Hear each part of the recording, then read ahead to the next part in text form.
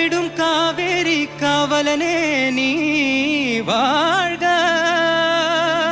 தஞ்சமென வருவோர்க்கு தஞ்சம் வழங்குகின்ற தஞ்சை பெருவுடைய தலைவனே நீ வாழ்க. பெஞ்சமரில் வெற்றி கண்டு அஞ்சலிக்கும் மக்களுக்கோர் விண்ணுயர் பெரிய கோயில் தந்த வீரராஜராஜ சோழனே நீ வாழ்க.